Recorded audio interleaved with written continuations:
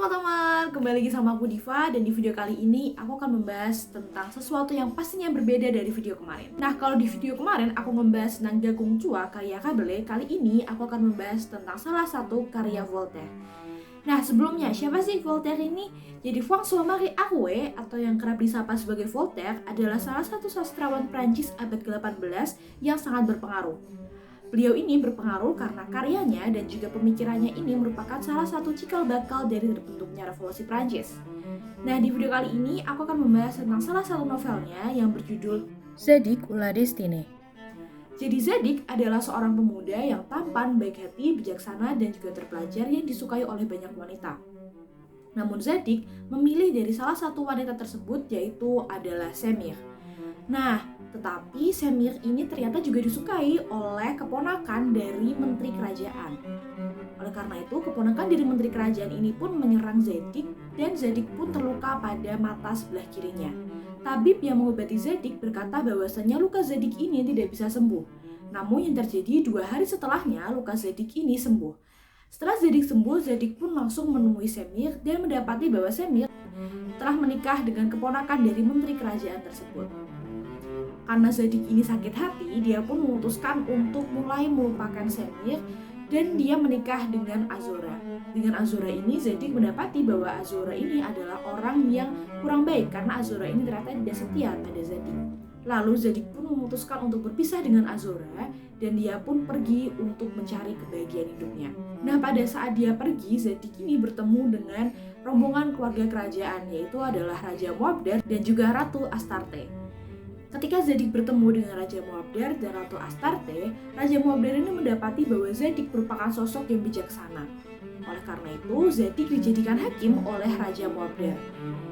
Setelah menjadi hakim, Zadig juga diangkat menjadi wazir pertama oleh Raja Moabdar. Namun, ternyata Zadig ini memiliki perasaan khusus terhadap Ratu Astarte. Begitupun juga Ratu Astarte juga memiliki perasaan khusus terhadap Zadig. Oleh karena itu, Raja menganggap bahwa Zadig telah berkhianat kepada Raja. Dan Raja pun merencanakan untuk membunuh Zadig di perbatasan. Namun Zadig pun mengetahui rencana itu dan dia berhasil untuk kabur. Pada saat kabur, Zadig ini kabur menuju arah Mesir dan sesamanya di kota dia dituduh telah menculik dan membunuh seseorang. Oleh karena itu, Zadig pun dijual sebagai budak dan dia dibeli oleh pedagang Arab bernama Zetok. Karena telah menjadi budak Zetok, maka Zadig pun dibawa Zetok kemana-mana. Nah, dalam perjalanannya bersama Zetok ini, Zadig pun belajar beberapa hal baru. Serta Zetok juga melihat bahwa Zadig ini merupakan sosok budak yang bijaksana.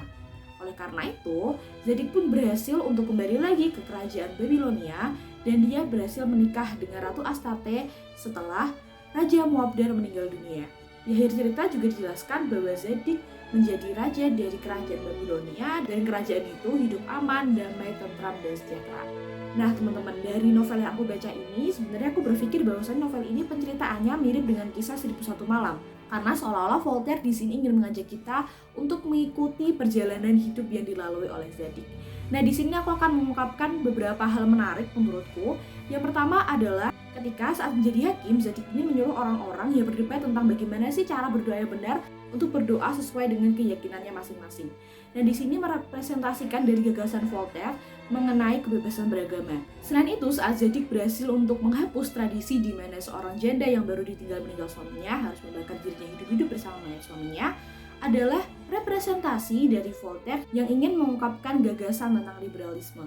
Liberalisme kenapa? Karena di sini seakan-akan Voltaire ingin berbicara bahwasanya hanya karena itu adalah tradisi atau ajaran yang kita ikuti sejak lama, bukan berarti kita harus menerima hal itu mentah-mentah gitu. Jadi kita tetap harus memikirkan apakah itu masuk di nalar kita atau enggak. Dan pada cerita terakhir, Zadig ini menegaskan kembali tentang keberadaan Tuhan, tentang Tuhan yang Maha Kuasa. Jadi seakan-akan di sini Voltaire ingin berbicara bahwasanya meskipun dia liberal, dia juga tetap percaya terhadap adanya Tuhan. Karena Tuhan yang membuat hal-hal yang sekiranya nggak mungkin menjadi mungkin seperti itu. Hal ini juga sebenarnya sejalan dengan agama yang dipercayai Zadig di awal, yaitu adalah Zoroastrianisme yang merupakan agama monoteisme atau samawi tertua.